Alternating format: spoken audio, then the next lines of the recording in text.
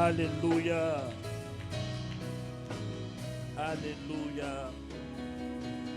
Gloire à Jésus. Gloire à Jésus. Gloire à Jésus. Gloire à Jésus. Dis avec moi ces paroles. Répète après moi. Au commencement était la parole. Et la parole était avec Dieu. Et la parole était Dieu. Elle était au commencement avec Dieu. Toutes choses ont été faites par elle. Et rien de ce qui n'a été fait sans elle. En elle était la vie. Et la vie était la lumière des hommes.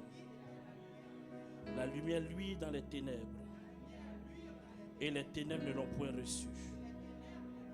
Il y eut un homme envoyé de Dieu. Son nom était Jean. Il vient pour servir de témoin, pour rendre témoignage à la lumière, afin que tous croient par lui. Il n'était pas la lumière, mais il parut pour rendre témoignage à la lumière. Cette lumière était la véritable lumière, qui en venant dans le monde éclaire tout homme. Elle était dans le monde, et le monde a été fait par elle. Et le monde ne l'a point connue. Elle est venue chez les siens, et les siens ne l'ont point reçue.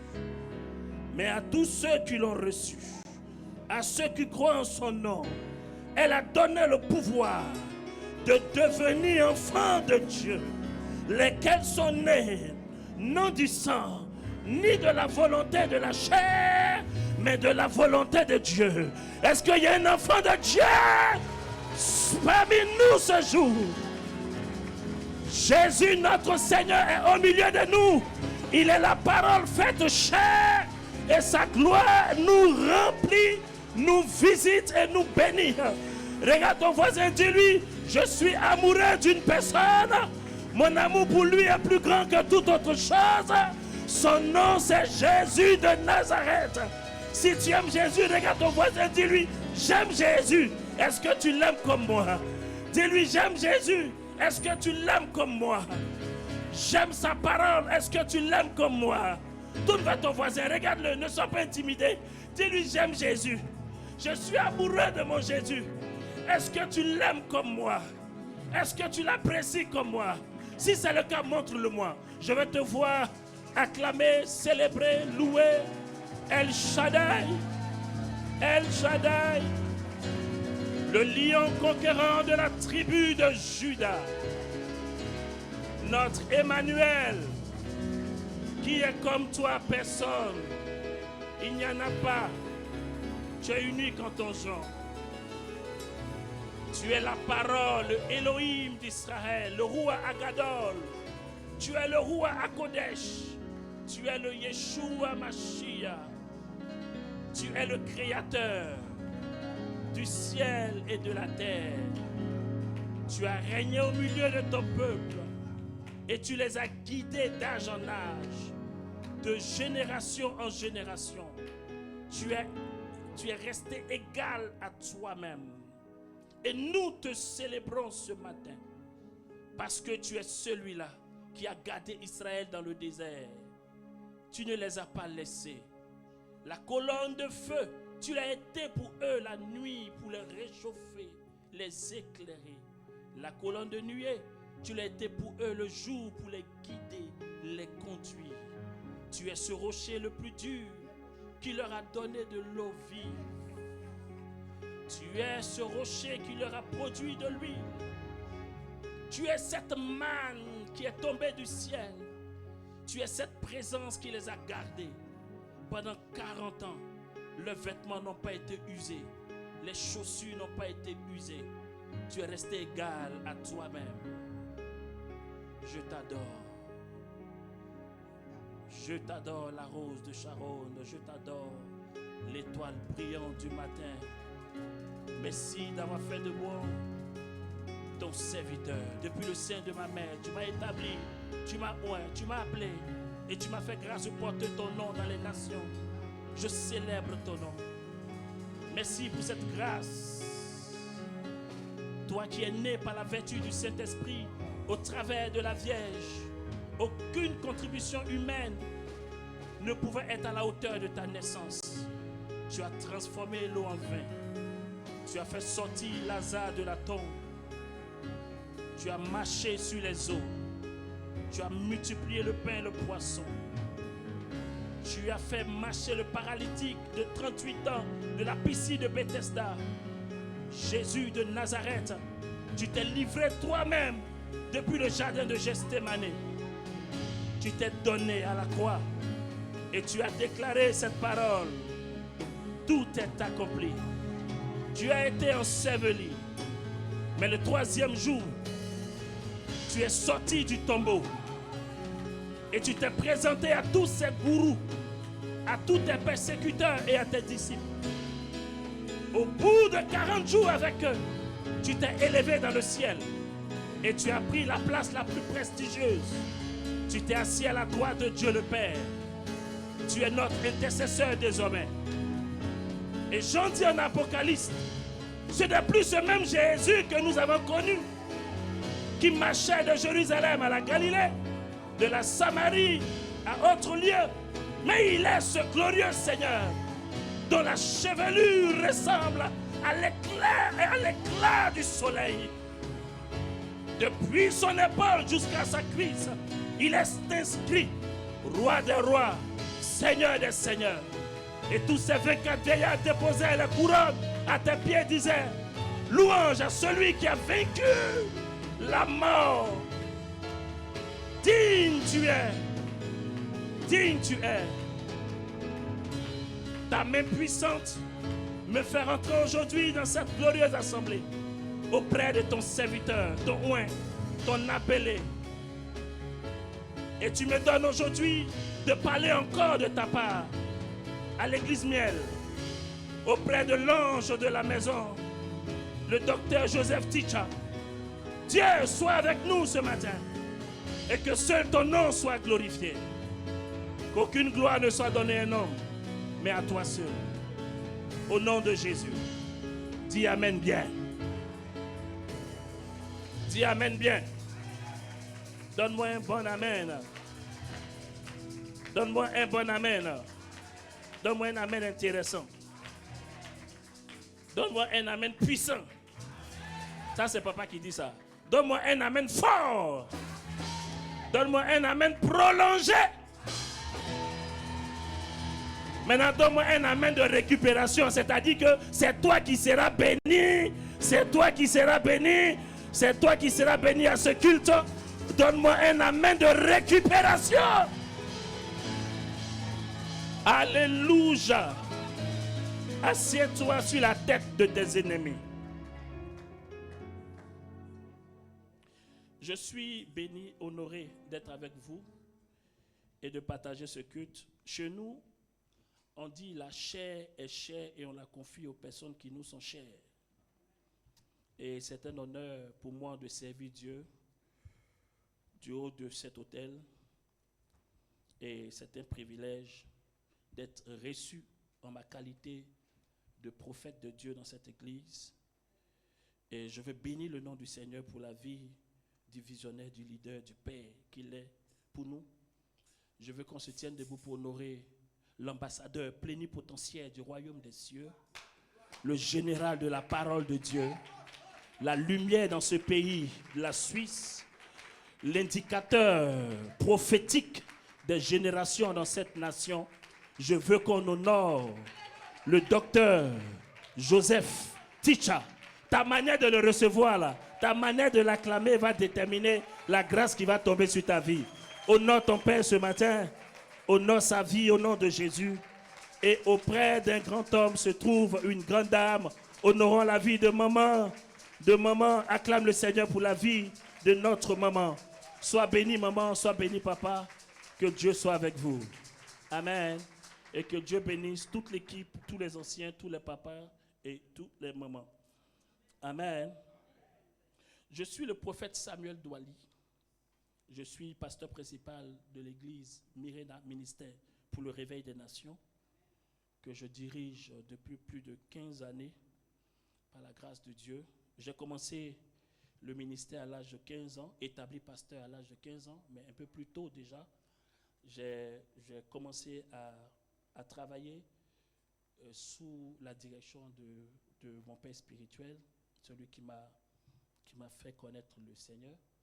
Ma conversion est un peu bizarre parce que à l'âge pratiquement de 9 ans, j'étais assis devant chez moi et puis j'entends une voix qui me dit « Va à la Bibliothèque nationale ». Donc, nous, à Abidjan, en Côte d'Ivoire, au plateau, cité policière du plateau, et la Bibliothèque nationale n'est pas loin, et il y avait les cultes là-bas. Et j'entends la voix qui me dit « Va à la bibliothèque ». Donc je me lève, je cherche, mais qui me parle? Parce que j'entendais la voix de façon audible qui me dit « Va à la bibliothèque ». Donc je tourne, je dis « Mais qui me parle? Ok, je vais à la bibliothèque ». Et arrivé là-bas, je tombe sur un homme de Dieu, un pasteur, c'est lui qui va devenir mon papa, c'est lui qui va me faire connaître le Seigneur. Et il me dit « Petit, tu fais quoi ici ?» J'ai dit « Non, quelqu'un m'a dit de venir ici ». Il dit « C'est le Seigneur qui t'a dit de venir ». Quelques années après, à l'âge de 12 ans, un dimanche comme ça, alors que j'étais à l'école du dimanche, il dit, Dieu m'a dit que c'est Petit là qui va prêcher dimanche prochain. Donc j'avais mon petit Nouveau Testament bleu. Vous connaissez ça, non? Gédéon là. Et c'est comme ça que je viens et je commence. Je vous assure, le verset que je connaissais, c'était Jean 3,16. Tout le monde connaît ça, non? C'est le seul verset là que je maîtrisais. Donc, j'ai dit Jean 3,16, car Dieu a tant aimé le monde, il a donné son Fils unique. Et je suis en train de réciter le verset là seulement. Et c'est comme ça que ma vie va basculer dans le Seigneur. Je vais connaître le Nigeria. Par la grâce de Dieu, il y a eu la grâce de rencontrer, dans l'année même où il est décédé en 1998, le père Benson Idahosa, c'était le père spirituel de mon papa, docteur Eis Osezoa Ioi Oyakumeyoya. C'est son nom. Amen. C'était une grâce pour moi. Et après, le Seigneur va me connecter au prophète Kakou Sévérin, qui va impacter ma vie dans le domaine prophétique. Et ma vie va rentrer dans une dimension de grâce et de gloire. Amen. Donc, je suis dans le ministère depuis vraiment, ça fait quand même au moins 25 ans comme ça. Un peu quand même. Amen. Et Dieu m'a fait connaître beaucoup de choses. Arrivé un moment de ma vie, il va me connecter à celui qui est aujourd'hui mon guide. Et je bénis Dieu pour sa vie, le major prophète Abimaël. Je veux qu'on acclame le Seigneur pour sa vie, s'il vous plaît.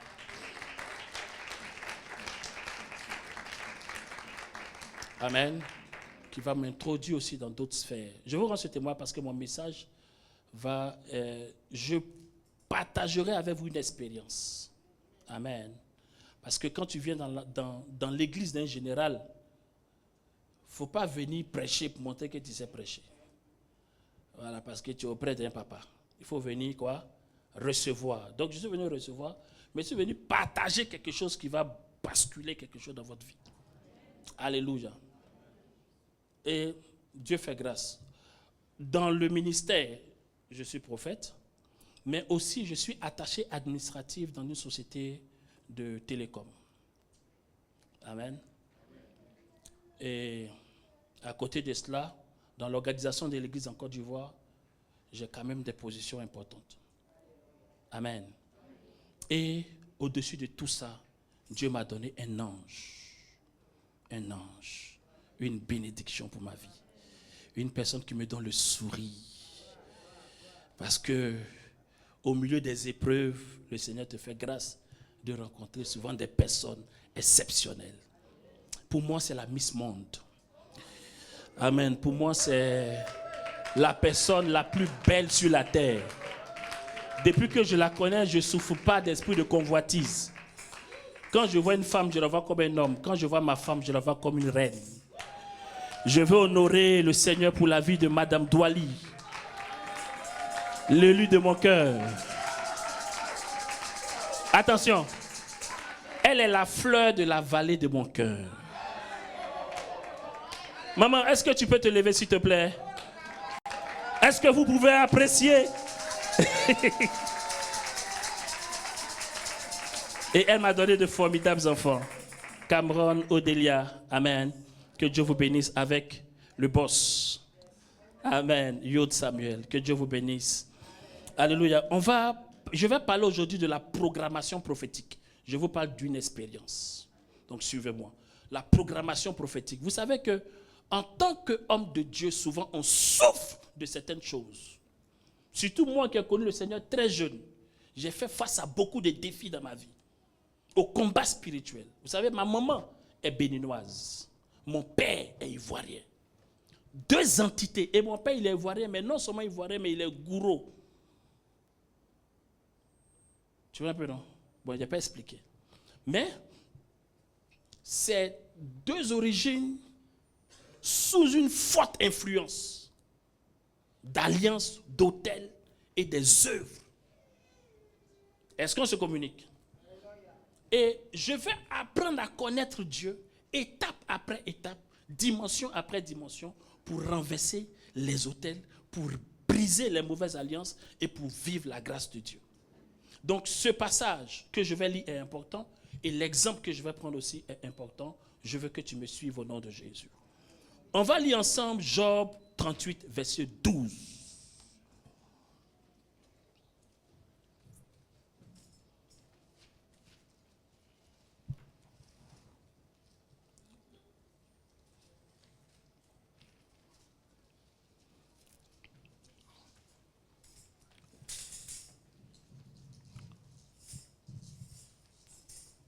J'aimerais aussi qu'on mette par rapport au temps pour que j'ai une idée.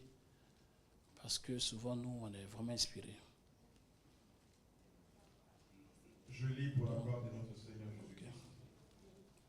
Dans le livre de Job, chapitre 38, verset 12. Verset 12. Job 38, verset 12. Oui. Depuis que tu existes, as-tu commandé au matin? As-tu montré sa place à l'aurore? Pour qu'elle saisisse Les extrémités de la terre. Et que Les les méchants soient secoués. secoués. Amen. Amen. Alléluia. Il dit quoi? Depuis que tu existes, as-tu commandé au matin?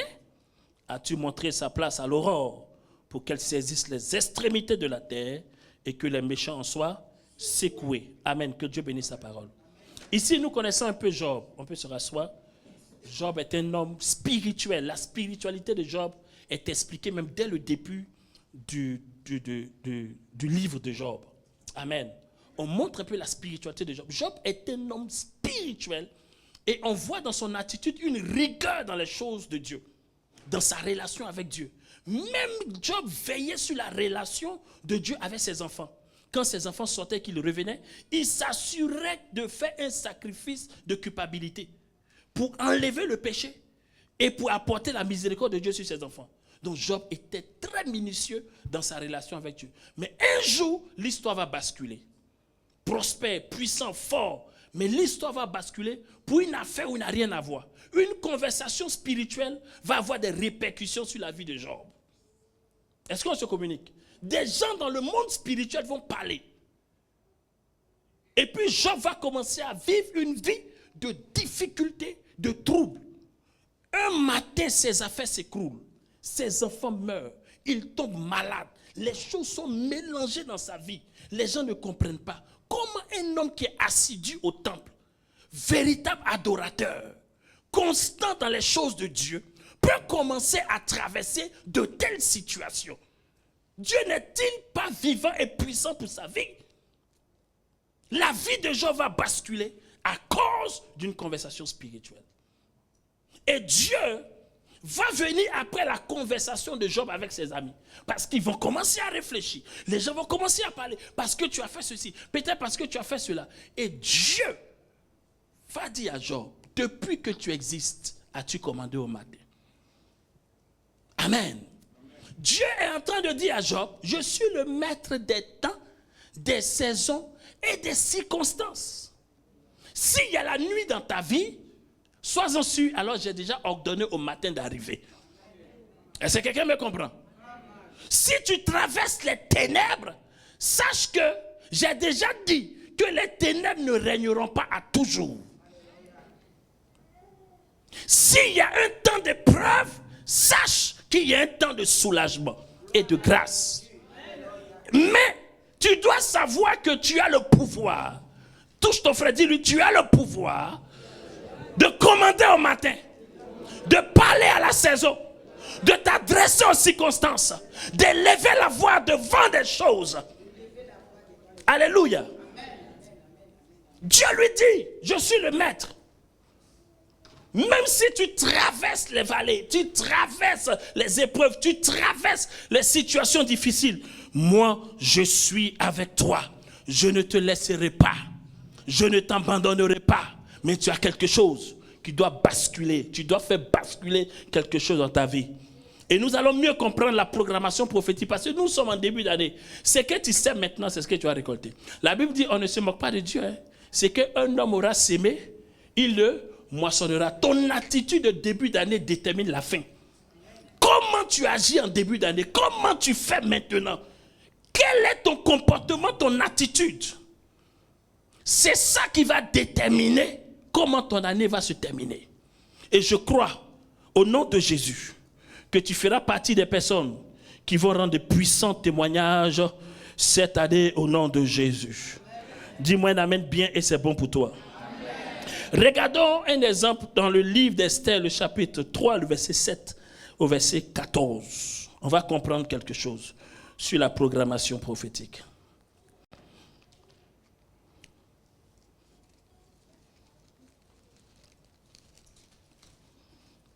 Esther 3, verset 7 à 14.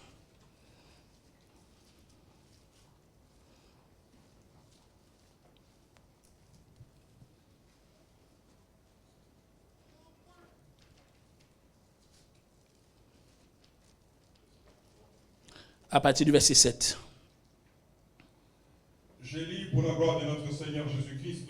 Amen. Dans le livre d'Esther, chapitre 3, à partir du 7e verset. Oui.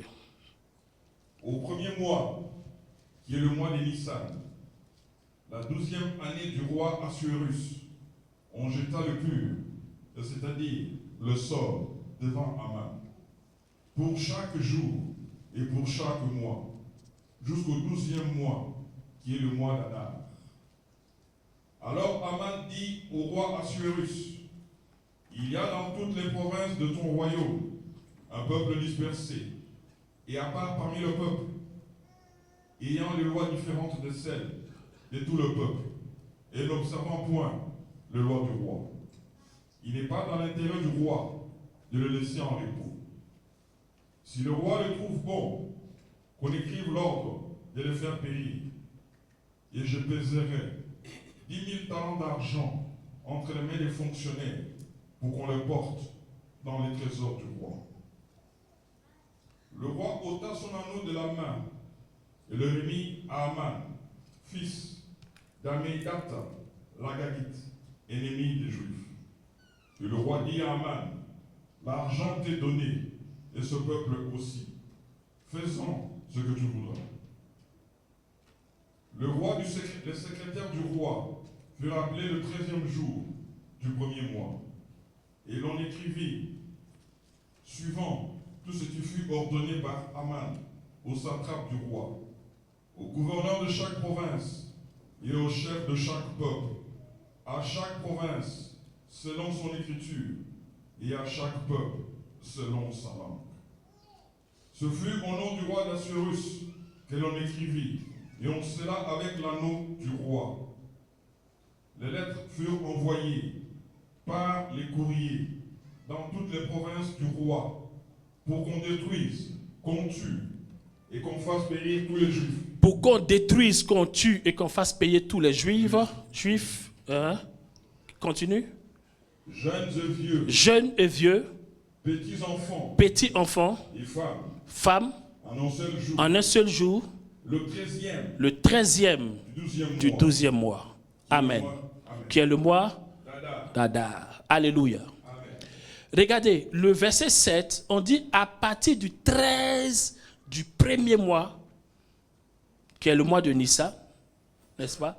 Ils ont commencé à jeter des sorts devant Aman. Amen. Et l'objectif, c'était d'obtenir un décret du roi pour que le peuple soit exterminé le 13 du 12. Est-ce qu'on se communique? Donc, vous savez que nous avons différents types de calendriers. Donc ici, il est en train de nous donner un calendrier hébraïque. Amen. Mais nous répondons à un calendrier grégorien. N'est-ce pas?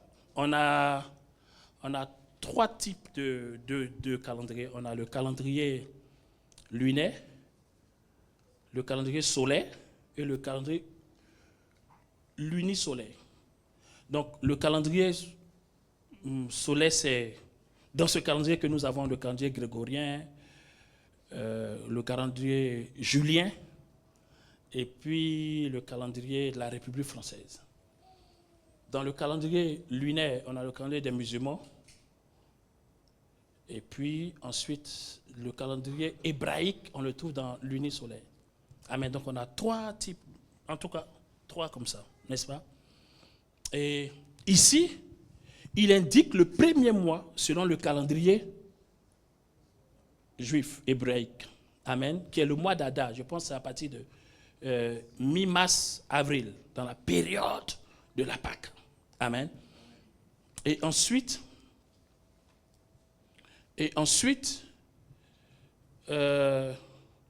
donc il indique comme ça. Mais nous allons adapter à notre réalité. Amen. Parce que nous sommes dans le calendrier quoi? Grégorien. Amen. Et nous, le début d'année démarre en janvier. Donc, imaginez que les gens s'organisent et ils disent, dès qu'ils ont commencé janvier, le 13 janvier, permettez-moi de parler comme ça, d'accord? Pour qu'on se comprenne. À partir du 13 janvier, déjà, ils ont commencé à lancer des sorts, ils ont commencé à faire des imprécations pour chaque jour, pour chaque mois, pour obtenir la destruction et l'extermination. Amen. Et le gourou, c'était Aman. Qui est Aman? Aman, c'est le fils du roi Agag. Et vous connaissez que le roi Agag, c'était le roi des Amalécites. Et les Amalécites, c'est un peuple qui a attaqué Israël lorsqu'ils ont traversé la mer Rouge, qui sont sortis de l'Égypte. Le premier peuple qui a attaqué Israël, là, c'était les Amalécites. Et ils les ont attaqués par traîtrise. Amen. Lorsque Aman va s'en rendre compte que Mardochée refusait de le suivre, c'est-à-dire de suivre les règles, il était demandé à tout le monde de se prosterner devant Aman parce qu'il était élevé en dignité. Permettez-moi de vous le dire. Aman était un haut dignitaire de l'Empire perse sous le règne du roi Assyrus. Amen. Il est appelé l'Agagite, descendant de Gag, roi des Amalécites. Donc lui, il ne voulait pas avoir affaire seulement à Mardochée, mais à la race de Mardochée, au peuple de Mardochée. Pourquoi? Parce qu'il y avait déjà une histoire derrière cette affaire. Lorsque Dieu va demander à Saül, par le prophète Samuel, d'exterminer, de tuer tous les Amalécites, en 1 Samuel 15, de tuer tous les Amalécites, Saül va partir avec son armée, il va épargner le roi Agag, n'est-ce pas? Il va épargner le bon bétail. Et Samuel va lui dire, mais pourquoi as-tu épargné? Parce que lorsque Dieu te demande de faire quelque chose, il te donne l'ordre, il faut obéir. Amen. Quand Dieu te parle, il faut obéir. Dieu lui demande, extermine, il dit non. Lui, il va tuer les autres, mais il va garder le roi, il va garder tout ce qui est bien. Pourtant, le Seigneur a dit, détruis tout. Il y a des moments où Dieu te donne des ordres. Dieu te donne des directives. Dieu te demande de pratiquer certaines choses et tu rentres dans les calculs. Le fait qu'il a épargné Agag va être une malédiction pour le peuple jusqu'au temps d'Esther. Et l'un des descendants de ce roi-là, c'est Aman.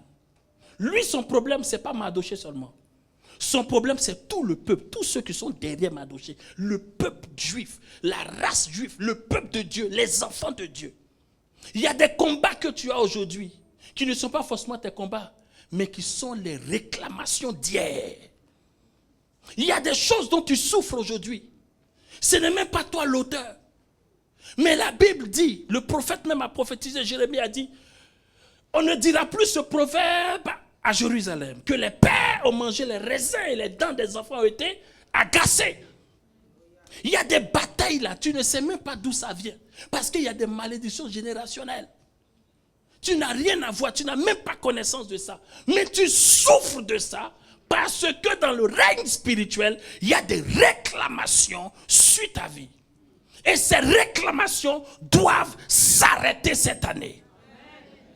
Alléluia. Et il a dit, il s'est promis d'exterminer le peuple. Et il dit au roi, si tu le trouves bon, donne-moi seulement ton OK. Parce que ce peuple-là, ils n'obéissent pas aux lois. Ils ne se prosternent pas quand tu demandes. Mais ils prospèrent. Les enfants sont excellents. Mais pourtant, ils ont identité d'esclaves dans le pays. Mais ils sont dans les meilleures entreprises de la nation. Ils ont les meilleurs résultats. Ils ont des grâces exceptionnelles. Lorsque les femmes se mettent déjà à enfanter, avant même que la sage n'arrive, la femme a déjà accouché. Ils sont habiles dans leurs activités. Ils nous dérangent. Il y a des grâces sur la vie des enfants de Dieu qui dérangent des gens. Lorsque la faveur de Dieu est sur toi, que tu es dans un endroit, il y a des gens qui sont dérangés. Toi-même, tu n'es pas riche. Toi-même, tu n'es pas plus grand que tout le monde. Mais tu remarques que ta petite personne dérange des gens. Pourquoi? Parce qu'il y a une grâce, une faveur et une bénédiction qui t'accompagnent. Et on appelle ça la présence de Dieu. Alléluia. Le peuple d'Israël avait cette grâce et ça dérangeait le gars. Il fallait qu'il les extermine obligatoirement. L'esprit d'Amalek est un esprit très dangereux. Alléluia. L'esprit d'Amalek. Et l'esprit d'Amalek continue même d'agir jusqu'à aujourd'hui dans nos églises. Alléluia. Permettez-moi de vous parler un peu de ce peuple pour que tu discernes. Parce que dans la démonologie, il faut maîtriser certains grands esprits. Et la dimension des esprits de Dagon, de Baal, d'Amalek. Amalek fonctionne différemment. Amen. Et je vais prendre le temps de te parler un peu. Nous allons prier et puis nous allons être bénis par le Saint-Esprit. Amalek est un peuple issu de Ésaü. Ésaü, vous connaissez Ésaü? Amen. En Genèse 36, verset 12. Comment il fonctionne? Il combat Israël à Réphidim, au moment où le peuple est encore fragile, sans organisation militaire. Donc en Exode 17, nous voyons que à peine Israël sort de cette période de bataille, de souffrance, Amalek se met à poursuivre et attaquer. Et c'est en ce moment-là que nous avons vu la bonne main de Dieu soutenir Moïse, les mains levées, et le peuple était en bataille dans la vallée.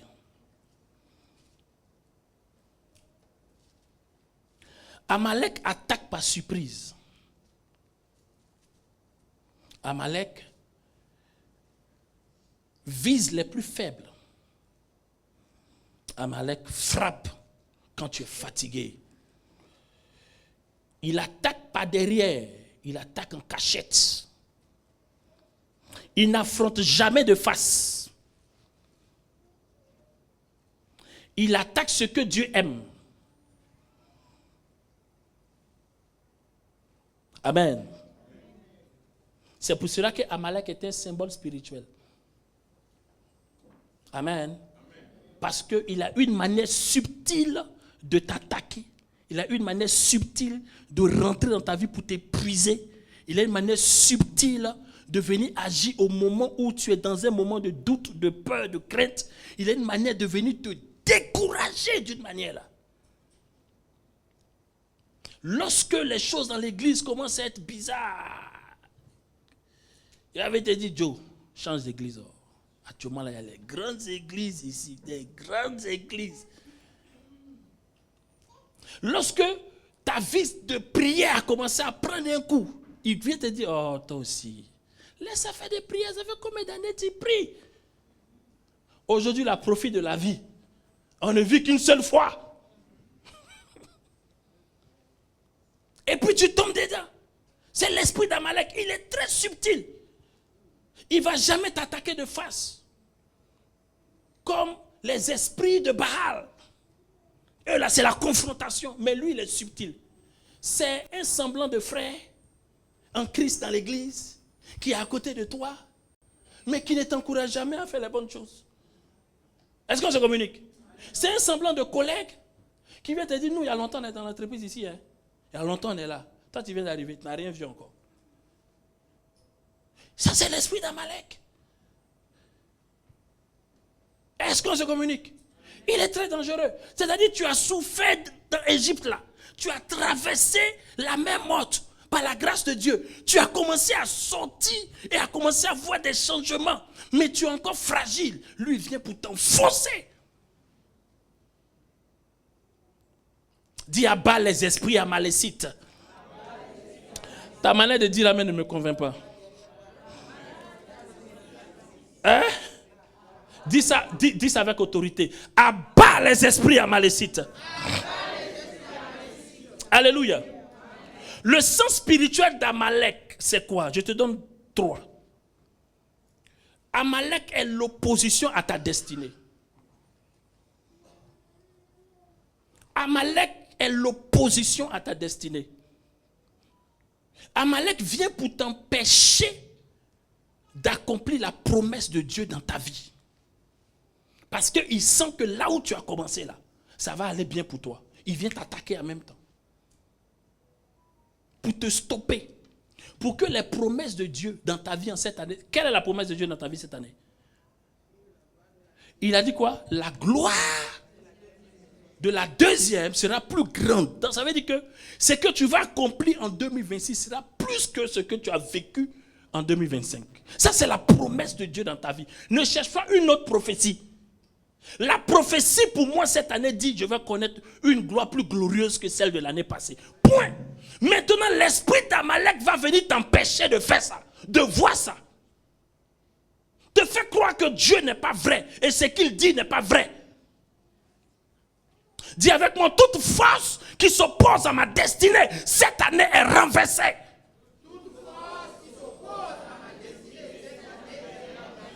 Oh, si j'étais à ta place, mais je me levais. Dis avec moi, toute force qui s'oppose à ma destinée cette année est renversée au nom de Jésus. Donne-moi un amen destructeur. Alléluia. Deuxième chose, deuxième sens spirituel d'Amalek. Amalek est l'ennemi de la foi et de la persévérance. Il est l'ennemi de la foi et de la persévérance. Il ne veut pas te voir être dans une dimension de foi et de persévérance. Quand il voit ton zèle, il voit ta fougue, il te voit déterminé à l'église, dans les choses de Dieu, dans la vie même. Tu es une personne active, tu ne t'arrêtes pas, tu es intense dans les choses de Dieu, ça le dérange. Ça le dérange. Et il va toujours introduire un serpent. Toujours introduire un serpent pour venir te faire douter de ce que Dieu t'a dit, de ce pourquoi tu es zélé, ce pourquoi tu aimes le Seigneur, ce pourquoi tu es engagé dans les choses de Dieu. Il va venir créer le doute pour t'épuiser dans ta foi. Frère, il n'y a pas meilleur Dieu ailleurs. Non, attends. Ou bien je n'ai pas bien dit. Hein? Mais pourquoi tu es indifférent? Ou bien... Ah, il ne sont pas habitué à vous. Hein?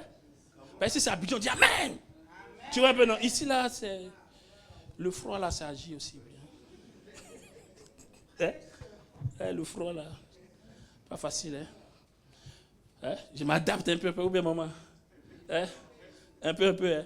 Voilà. Amen. Il n'y a pas meilleur Dieu ailleurs. Amen. Il y a beaucoup de personnes qui ne savent pas ça. Les gens pensent qu'il y a un meilleur Dieu ailleurs. Ils ne connaissent pas Dieu. Ils ne savent pas qu'en lui, il n'y a point d'ombre de variation, qu'il ne fait acception de personne, qu'il est alpha et oméga, qu'il est égal à lui-même. Il y a des gens qui ne connaissent pas Dieu. Le même Dieu qui est dans un grand bâtiment et dans un petit bâtiment. La présence de Dieu n'est pas déterminée par un cadre. La présence de Dieu est déterminée par sa parole et par son esprit. Il y a des gens qui ne comprennent pas. Il y a des gens qui cherchent les grands noms. Quand il a dit le nom de mon père spirituel, là, tu le connais où? Quand il a dit Abimael Major, là, tu le connais où? Mon père spirituel de qui il parle, il n'est jamais venu en Europe. Il n'a pas grand nom, mais c'est mon papa. Il ne sait pas.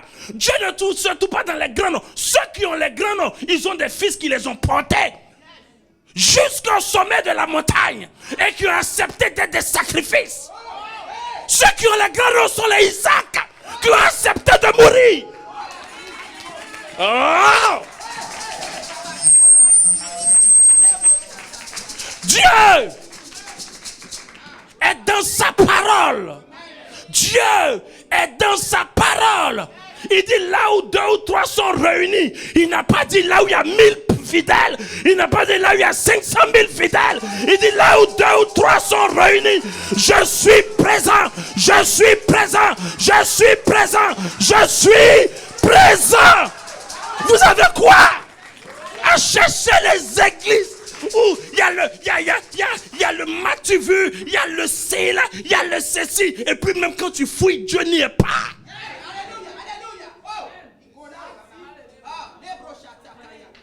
Qu'est-ce que vous ne comprenez pas dans cette affaire de Dieu? Beaucoup vont à l'église mais ne le connaissent pas. Le meilleur lieu où on trouve Satan, c'est où?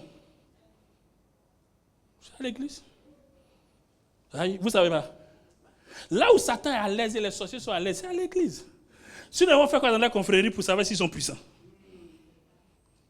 Vous-même, jardin d'Éden, on dit présence de Dieu. C'est un endroit disposé par Dieu pour rencontrer Adam et Ève pour les cultiver. C'est un endroit spécial qui est l'église aujourd'hui. Amen. Mais c'est là-bas le serpent est parti parler à Ève. Vous savez, Satan, il est à l'aise dans la présence de Dieu. La Bible dit les fils de Dieu se sont réunis quelque part pour commencer à parler. Qui est venu? Satan est venu là. Il est venu. Dis à ton frère, Satan est venu. Oh, amen. Non seulement il est là où il y a le jardin d'Éden, foyer privé Dieu, Adam, Ève. Est-ce qu'on se comprend? Il était là. Réunion des fils de Dieu. Il était là. Même au ciel. Elle dit même au ciel. Il était là. Où encore? Jésus a fini 40 jours. Maman, Jésus a fait 40 jours de jeûne. 40 jours, 40 nuits sans manger. Regardez l'onction qui était dans le corps de Jésus. Mais Satan est venu à Jésus. Il n'était même pas derrière Jésus. Il est venu à Jésus pour lui dire, Jesus Christ of Nazareth. If you want to eat, change this. Il n'a pas eu peur du jeûne de Jésus. Il n'a pas eu peur de son jeûne. Ça ne lui a rien dit. Parce que ce qui effraie Satan, it's not your fasting. It's not your offering. It's the word of God in you. Ce qui effraie Satan, c'est pas ton jeûne. Ce ne sont pas tes offrandes. C'est la parole de Dieu en toi. Jésus l'a regardé, il lui a dit, tu ne tenteras pas ton Dieu. Parce que quand tu connais la parole, tu connais ta position en Christ. Tu sais qui tu es. Tu connais ton identité. Tu connais ton rang. Tu connais ton niveau. Tu connais ta dimension. Tu sais qui tu es. Jésus dit, tu ne tenteras pas le Seigneur ton Dieu. Satan s'est calmé et dit, on dirait que je suis tombé sur la mauvaise personne cette fois-ci-là. Et il lui dit, arrière de moi, Satan. Parce que le royaume des cieux ne consiste pas seulement au manger, au boire. Hey. Parole contre parole. Donc, l'endroit où Satan est bien là, c'est à l'église. Je vous dis la vérité. Les mystiques, là, ils aiment venir à l'église. Ils sont bien habillés, bien maquillés, comme les frères Christ. les cieux en crise, toutes les dimensions démoniaques là, ils aiment être à l'église pour venir voir le poids. Il y a souvent des offrandes qu'on dépose à l'église. Dieu ouvre tes yeux, dit si tu as touché ça là, tu commences à mourir spirituellement, ça te fait mal au cœur. Parce que c'est l'argent. Tu as mal. Mais Dieu dit ne touche pas. Seigneur, tu dis mon fils ne touche pas. Puis tu regardes l'argent, tu regardes tes besoins, tu dis mon fils ne touche pas. Vous avez vécu ça? Ça fait mal. Mais tu obéis. Les gens viennent à l'église, ils dansent. Mais ils sont venus uniquement pour faire tomber le pasteur. C'est une mission. C'est à l'église, ça se passe. Dans l'arche de Noé, là, il y avait tout le monde dedans, non? Il y avait lion. Il y avait aussi crabe. Il y avait tout le monde. À l'église, il y a tout le monde. Tout le monde est à l'église. Mais ce qu'on trouve à l'église, l'amour, l'obéissance, c'est la parole de Dieu. Quel que soit le sorcier qui vient devant toi, donne-lui l'amour. Même si Dieu t'a montré qu'il est sorcier, donne-lui l'amour. Parce que le sourire fait fuir le diable. Moi, dans mon église, là, tous ceux qui sont les huissiers, tu ne souris pas, tu ne travailles pas. Même si hier ton mari t'a fait quelque chose, tu es fâché. Dès que tu es à l'église, il faut sourire. Parce que mon père spirituel m'a toujours dit que le sourire fait fuir le diable. Est-ce qu'on se comprend? C'est-à-dire, quel que soit ce que tu as vécu, dès que tu arrives dans la maison de Dieu, c'est fini. Goumé, fini. Goumé, chez nous on dit goumé, je ne sais pas comment on appelle ça ici. C'est goumé aussi? Ah, c'est validé dans le monde. Voilà. Goumé, c'est fini. Dès que tu es à l'église, là, si ton mari t'a énervé hier, ta femme t'a énervé hier, dès que tu es à l'église, c'est ça, non, mon frère? Voilà. Dès que Dieu met quelque chose, la colère qui est dans ton cœur, tu souris. On dirait le frère maîtrise l'affaire. Tu souris. Pourquoi? Parce que tu es dans la présence de Dieu. Il n'y a pas meilleur endroit que d'être dans la présence de Dieu. Le roi David dit, je suis dans la joie. Quand on me dit, il y a programme à l'église. Il dit, je suis dans la joie. C'est un moment glorieux pour moi. Le roi David a commencé à louer Dieu. On dit, sa femme l'a méprisé parce qu'elle ne connaît pas le secret de la présence de Dieu. Elle ne connaît pas. Il y a des gens qui ne connaissent pas. Dès que tu pries, tu dors. Mon frère, même 5 minutes intenses dans la prière, c'est que ça produit. Il dit 1 heure vaut mieux que 1000 heures. 1 heure seulement. Sur 24 heures. Sur 24 heures, Dieu te demande 1 heure. Sur 24 heures, il dit tes 24 heures que tu as couru partout là, donne-moi 1 heure. C'est tout ce qu'il te demande. Il ne demande jamais beaucoup. Il dit dans ton salaire là, donne-moi 10%. Il ne demande jamais beaucoup. Jamais. Mais regardez, ces petits que Dieu te demande là, il y a palabre dessus. Satan te parle, sorcier te parle, prophète te parle, loyer te parle, facture te parle. Facture d'ici là. Tiens.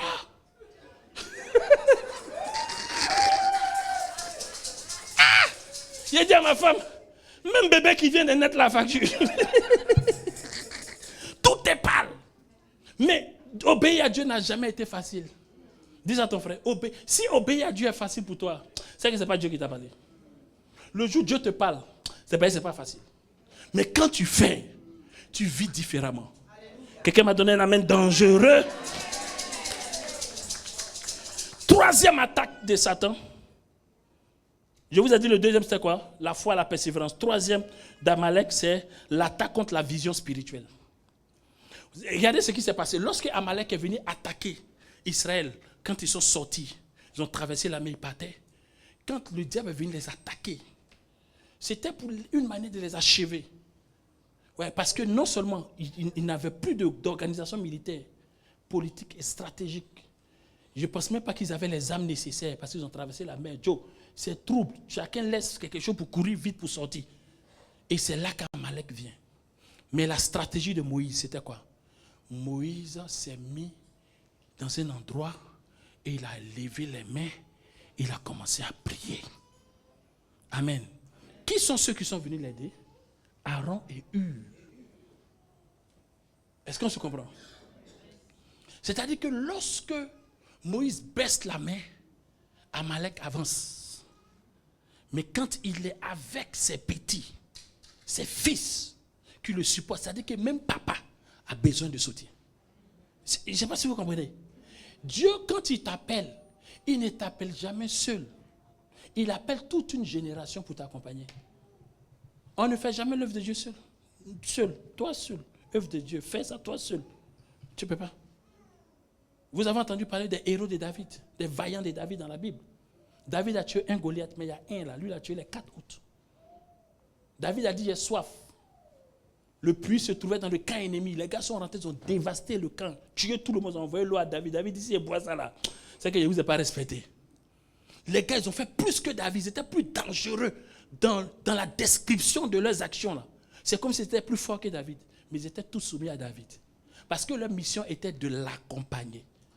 Mais l'esprit d'Amalek vient attaquer la vision pour dire, oh, papa est fatigué, il est vieux, il s'est fait opérer 3 fois de suite.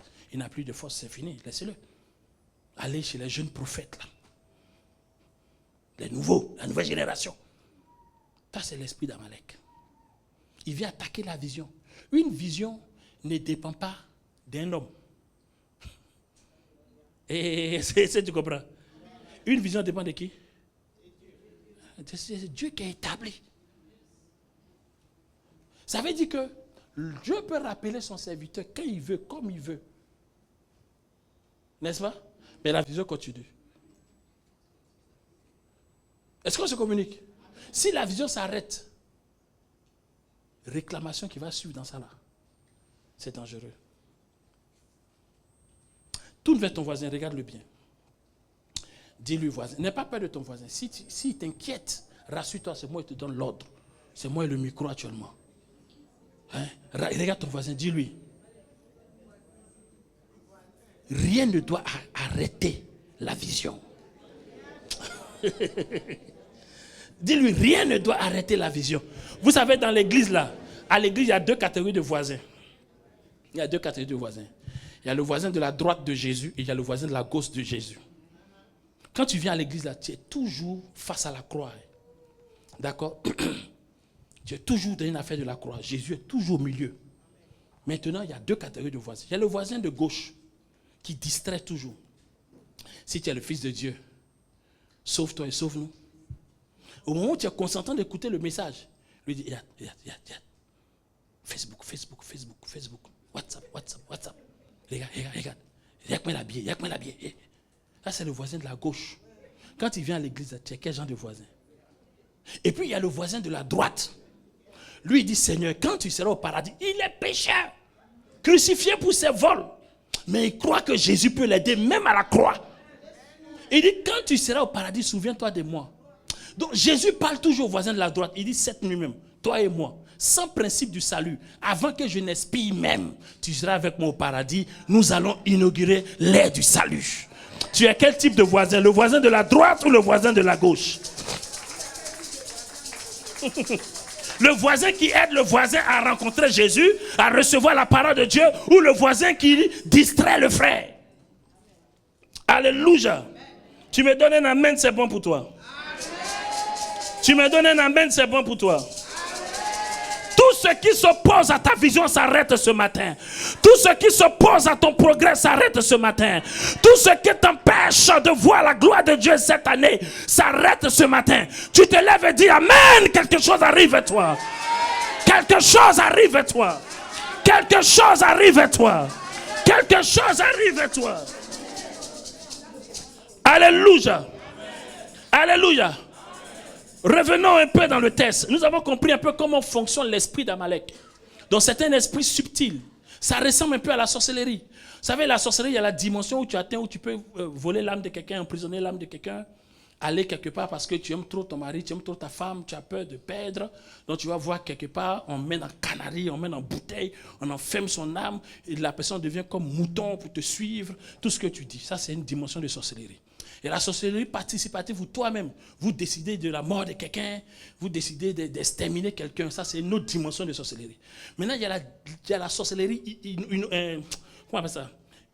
Inconsciente ou ignorante. Ou, non, c'est ignorante, c'est un peu trop. Mais il y a la sorcellerie où tu es un obstacle à la bénédiction de quelqu'un.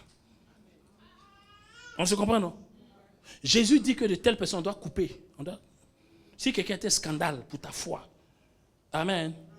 Donc, et cette catégorie de sorcellerie, on trouve ça beaucoup à l'église. C'est pour ça que quand tu viens à l'église, il faut faire beaucoup attention à ton cœur. Pourquoi? Parce que le même Pierre qui a eu la révélation pour dire tu es le Fils de Dieu, c'est le même Pierre là, Jésus lui a dit, arrière de moi Satan. C'est-à-dire que la même personne là, la même personne, Jésus lui a dit tu es béni, c'est ça non? Tu es béni.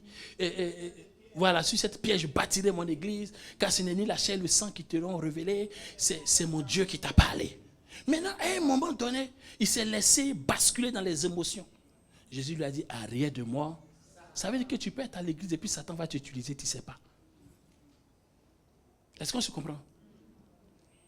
Tu peux être à l'église et puis Satan va t'utiliser, tu es ennemi de Dieu, dans la maison de Dieu, et puis tu ne sais pas. Tu es ennemi. C'est pourquoi à l'église là, il y a une chose à faire à l'église, on appelle ça manifester l'amour. Quelle catégorie d'amour? L'amour agapé ou agapao. Amen. L'amour de partage. Amen. Où tu donnes l'amour aux gens. Tu aimes le prochain comme Dieu. Maître, Matthieu 22, Maître, quel est le plus grand commandement? Il dit quoi? Tu aimeras l'Éternel ton Dieu de tout ton cœur, de toute ton âme, de toute ta force. Le second qui lui est semblable, tu aimeras ton prochain comme toi-même. Alléluia. C'est cet amour-là qu'on manifeste à l'église. Il est gentil, elle est méchante, il est bon, il n'est pas bon, il a péché, il n'a pas péché, il a chuté, chute libre depuis 15e étage jusqu'au sol. Ce n'est pas ton problème. Comment Jésus veut que j'aide? Hein? Comment Jésus veut que j'aide? Il dit celui qui est fort, qui est en position de faiblesse. Parce que souvent nous-mêmes on est faibles. Donc si tu es en position de force là, il ne faut pas oublier qu'un jour tu étais aussi faible. Donc si c'est le tour de ton frère d'être faible, étends-lui. Même si on l'a suspendu à l'église devant tout le monde, envoie-lui un verset biblique pour le fortifier. Aya machataya. Tu es à la maison chez toi, tu pries pour la personne. Le diable ne peut pas voler mon frère, ni ma soeur. Protège et aide. C'est ça qu'on appelle la communion fraternelle. Mais, église d'aujourd'hui, il n'a pas dit le ouin. Il n'a rien vu encore. Il n'a pas dit Dieu l'a appelé. Il connaît l'Europe même. N'a rien. Et puis les chrétiens sont contents.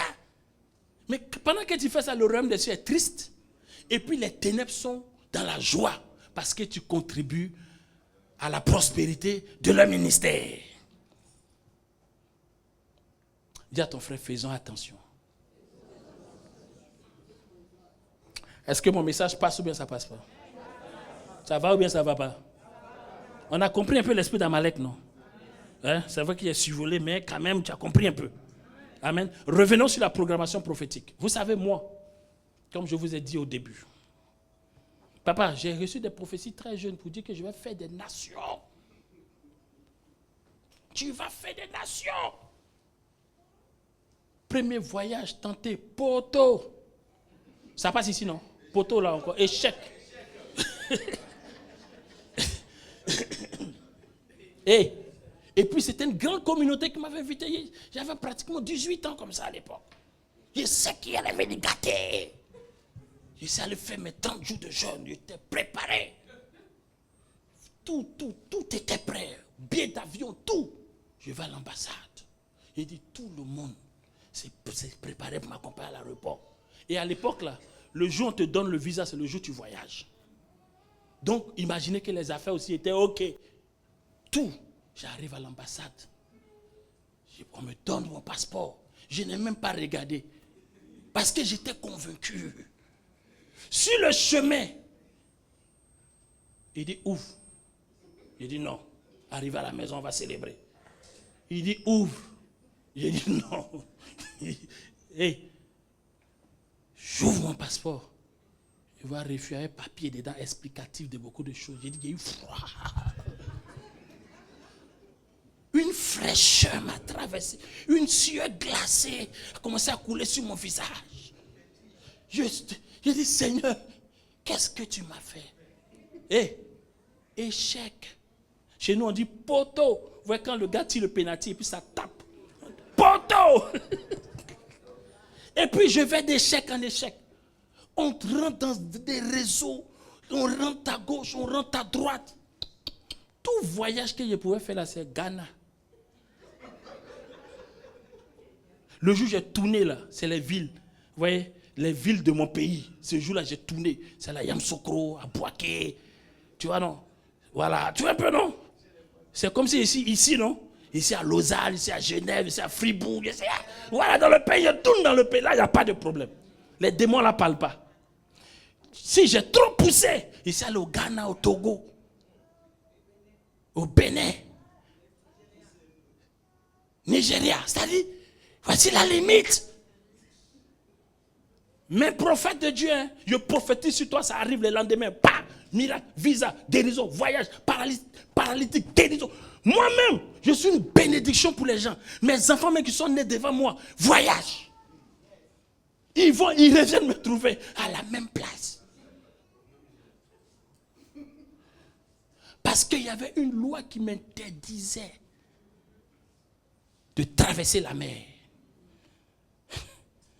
Et le combat spirituel, ce n'est pas du jeu. Et puis un jour, je vais écouter mon père spirituel. Dieu va ouvrir mon esprit sur ce verset-là. Le premier mois, qui est le mois de Nissan, au 13e jour, ils ont commencé à jeter le sort. N'est-ce pas? Pour chaque jour, pour chaque mois, devant Aman. Et Aman va partir devant le roi. Il va obtenir quoi? Le droit d'exécuter le peuple. Quand j'ai compris ça, j'ai compris que janvier là, c'est pas pour manger du riz, c'est pour prier. C'est pour poser des actions. Les actions de foi. Les actions de foi. Chaque année, quand c'est mon anniversaire, et j'ai inculqué ça à mes enfants, il n'y a aucun de mes enfants le jour, même s'il n'appelle pas, il va appeler papa, tu ne m'as pas appelé aujourd'hui. Non, c'est eux-mêmes le jour de leur anniversaire qui se précipitent pour envoyer des offrandes. Parce que je leur ai expliqué qu'il y a des portes, il y a des saisons. Une saison qui s'ouvre, il faut la maîtriser. L'année là, où il y a une prophétie qui dit tu vas vivre le double. Ne rendez pas la prophétie sans accomplissement. Hein. Obligez la prophétie à s'accomplir. J'ai commencé. Quand c'est début d'année, j'ai fait mon sacrifice et mon jeûne. Point. On a fini le programme de l'église, tout ça, on est rentré d'un moment. Il prend 40 jours. Je suis dedans, les brocotos, les bracata. Quand j'ai fini, je fais mon offrande. Quand c'est mon anniversaire, je vais voir mon père spirituel, bénis-moi. J'ai fait ça, j'ai fait ça, j'ai fait ça, j'ai fait ça, j'ai fait ça. Sur des années, parce que Dieu m'a dit, il faut briser cette loi. Et un jour, maman, un jour, j'ai une de mes filles qui a son église au Maroc. Donc je lui dis, ah ma fille, moi, je vais me reposer au Maroc. Elle dit, papa, ça tombe bien parce que là, comme on a déjà fait les 1 an du ministère, donc ça tombe bien. Donc, c'est une église que je coach. Donc, je vais en même temps pour faire le lancement du ministère. Ça tombe bien. Frère, tout est calé, hein? Tout est propre. Prends le billet, tout. Quelqu'un m'offre le billet, Dans mon église, il y a quelqu'un là. Quand il s'agit de voyage, quand il doit voyager, prendre le billet, c'est elle qui paye le billet d'avion. Ça, c'est calé, comme ça. Paye le billet, tout. Je dois partir, on dit Covid est arrivé en Côte d'Ivoire.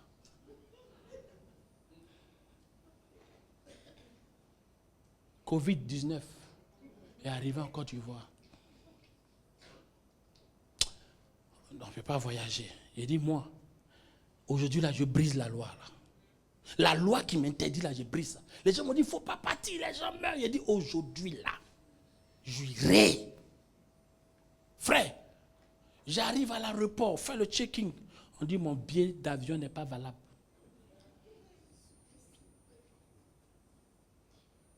Papa, tu vois un peu? On dit, le billet d'avion n'est pas valable. J'appelle ma fille et dis, oh mais le gars là, sur le champ, on a libéré l'argent. Payé plus, je ne sais pas combien de mille pour prendre le billet. Parce que j'ai dit, il faut que je brise la loi. On prend le billet sur le champ, ça revient plus cher. On est dans l'avion, on arrive. J'arrive, tout se passe bien. Dimanche, j'arrive samedi. Dimanche, je fais le culte. Glorieux, hein? Dieu a béni les enfants. Tout, c'était bon. Lundi, on dit, ma maison a pris feu. Ma maison a pris feu à Abidjan. Brûlé. Et le feu, là, a circonscrit seulement ma chambre. Et tous mes diplômes, tout ce qui est dans la chambre, tout a brûlé. Et puis, vous savez comment j'ai découvert ça sur Internet? Je regarde, mais ça, c'est mon quartier. Mais ça, c'est ma maison. J'appelle, on dit, autant de t'appeler, ta maison a pris feu. J'ai dit, bon, je retourne. Lundi, j'arrive, on dit, non, les frontières sont fermées. Il n'y a pas, vous ne pouvez même pas voyager. Je reste 3 mois d'un froid inhabituel. Mais rassurez-vous, ce n'est pas le froid d'ici. Je reste 3 mois. Je suis en train de prier, rencontrer Dieu. La veille de mon retour à Abidjan, je reçois un choc bizarre à la hanche. Je rentre à Abidjan avec des douleurs. Cette loi que j'ai brisée là, papa, à partir dès que c'est arrivé à Abidjan, les visas coulent dans mon passeport en ordre et en désordre. La loi s'est brisée. J'ai commencé à voyager en ordre et en désordre. Est-ce que vous comprenez? Parce qu'il fallait quoi? Briser la loi. La Bible dit, à tes résolutions répondra le succès. J'ai déjà traité le problème spirituellement. Il faut que je parte posséder maintenant la chose. Est-ce que quelqu'un me comprend? Maintenant, ça devient un problème de santé. Je ne comprends plus. Je retourne encore au Maroc. On check la santé. Qu'est-ce qui se passe? On regarde, on me dit non, on voit un peu, c'est ça, c'est ça, c'est ça. Jusqu'à... Je traîne ça pendant des années. Ça va un peu, ça revient, ça va un peu, ça revient, ça va un peu, ça revient. Jusqu'à j'arrive ici en 2023. Vous venez voir un peu dans quel environnement ma biche royale vit. Amen. Je tiens le coup, je rentre, je fais un peu les pays, je reviens. Quand je reviens la voir, une semaine après, matin, je ne peux plus me lever. Je ne peux plus me lever. Marcher, je ne peux pas. Mes pieds ne peuvent plus bouger. Je l'ai regardé dans les yeux. Je dis, bébé, on dirait c'est fini. Hein? C'est la fin de parcours. Il dit, il ne peut pas me lever. Elle me porte. Ah, Dieu sait pourquoi il m'a donné. Tu vois un peu, non?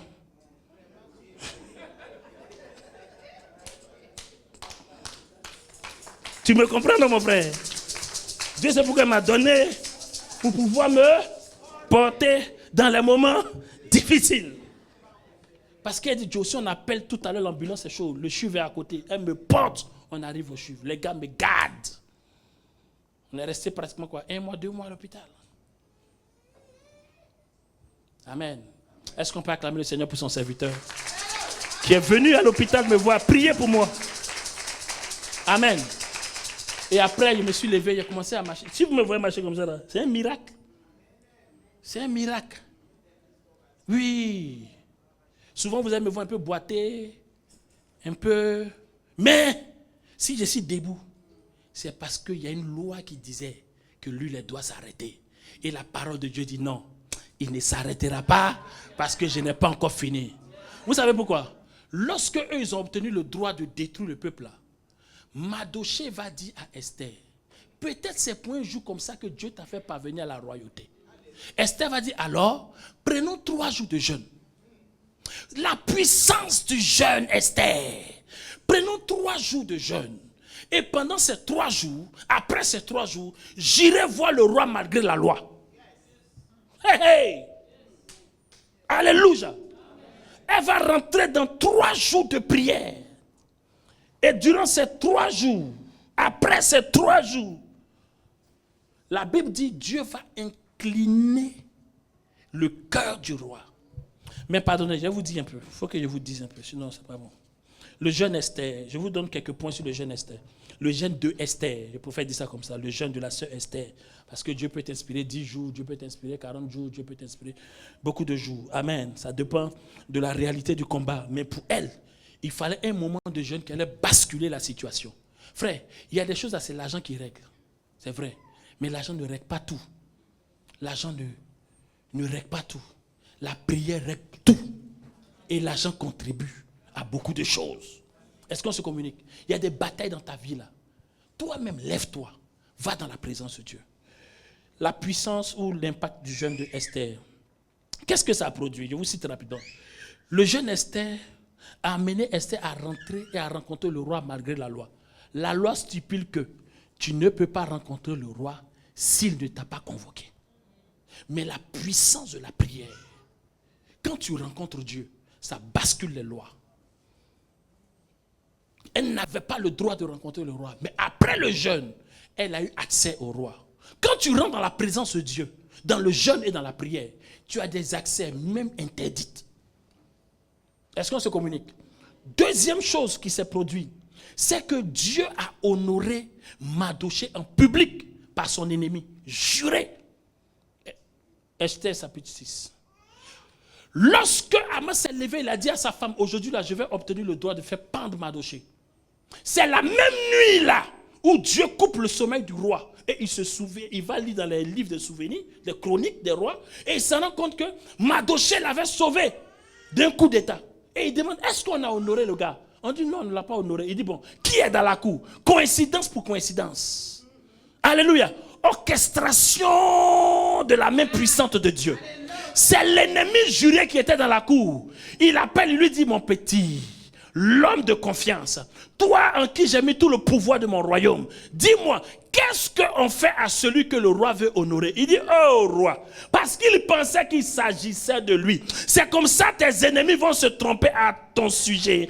Ils vont se tromper à ton sujet. Il pensait que c'était de lui qu'il s'agissait. Il dit, sa convoitise là, il a exprimé ça. L'homme que le roi veut honorer, on le fait asseoir sur le cheval du roi. N'est-ce pas? On l'habille du vêtement du roi. On lui met une couronne royale, l'anneau du roi, et on le fait promener dans tout le royaume avec les vuvuzelas, avec les trompettes, et on le célèbre disant, voici ce que on fait à celui que le roi veut honorer. Alléluia. Le roi dit alors, prends tout ce que tu as dit et fais-le pour Mardochée. J'ai dit cette année, tes ennemis eux-mêmes, Dieu va les utiliser pour faire tout ce qu'ils ont dit pour t'honorer. La personne qui va acclamer à ton mariage, c'est celui-là qui a combattu ton mariage. La personne qui va acclamer à ton travail, c'est celui-là qui a refusé que tu sois embauché. La personne qui va te célébrer, c'est la personne qui voulait que tu tombes.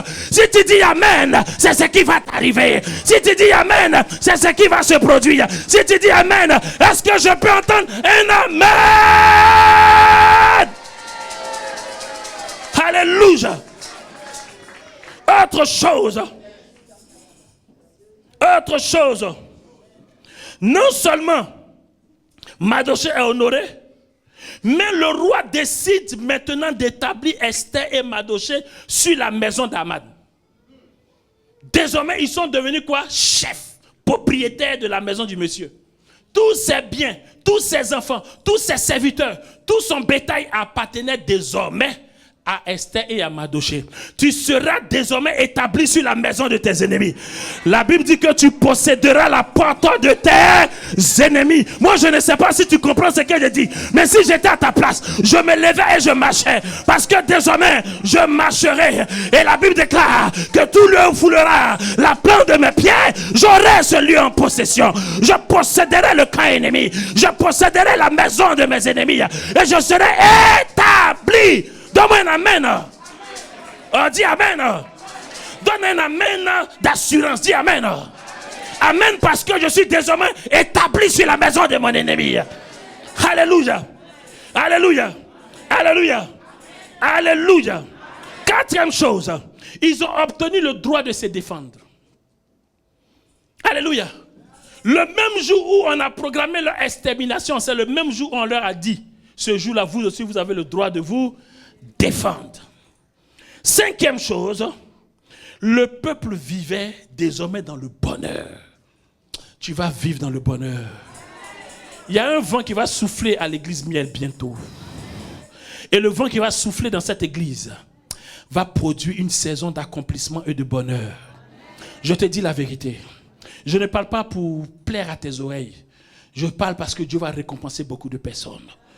Un vent va souffler dans ta vie et tu seras dans le bonheur. Alléluia.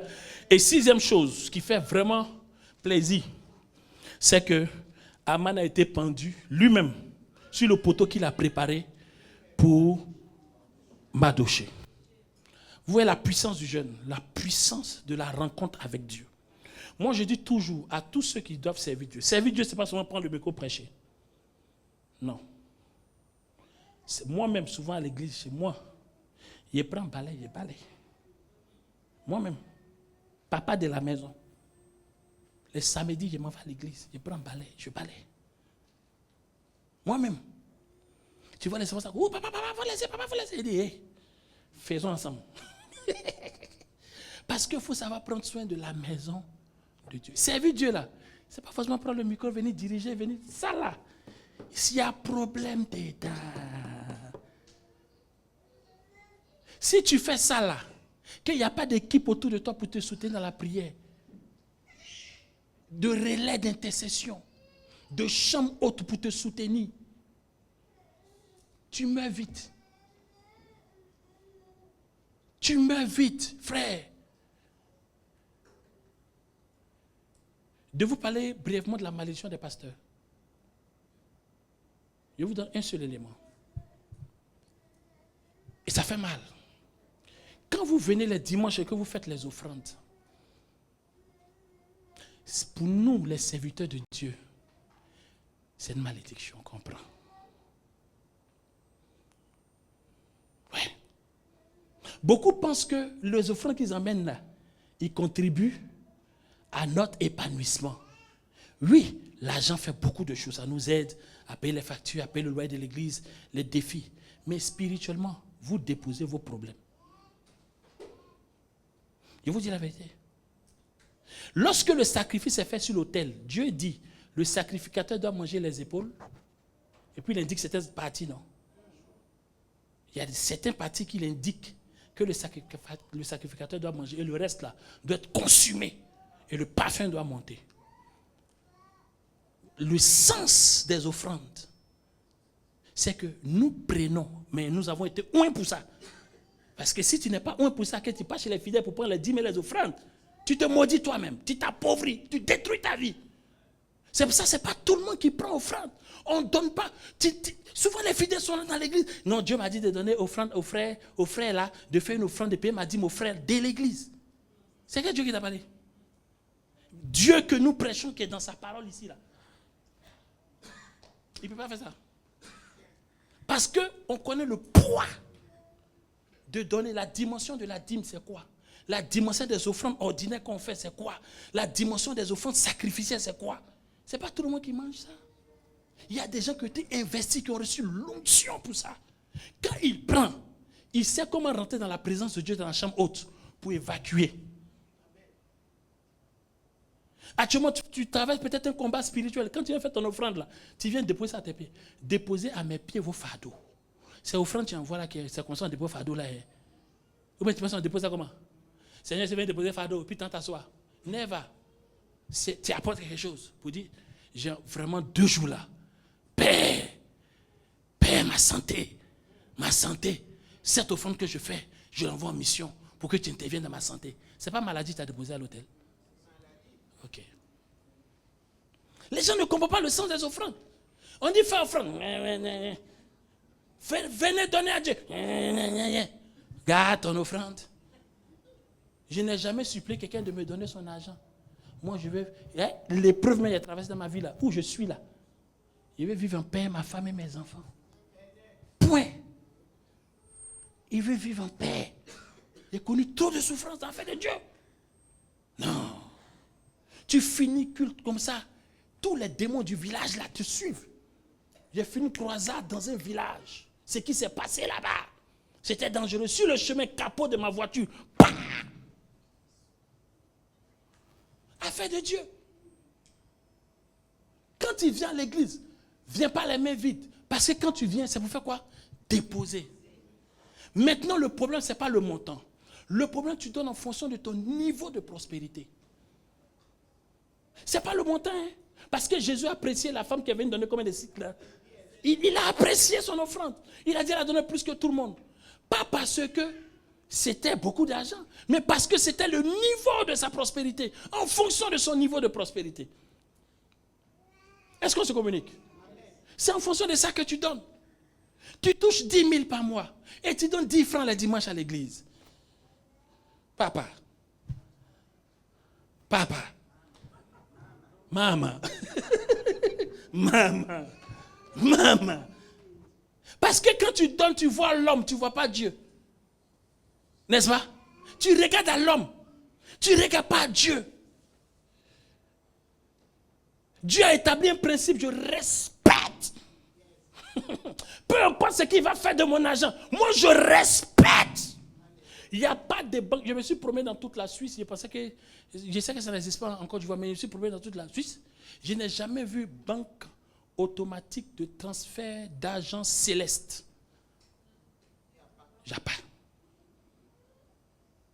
Mais dans la Bible, j'ai vu apporter à la maison du trésor. Parce que chaque dimanche, il y a une catégorie d'anges qui est libérée ici pour venir faire le service. Et quand ils viennent en fonction de la réalité de l'église, Dieu envoie les anges pour accompagner son serviteur. Est-ce qu'on se communique?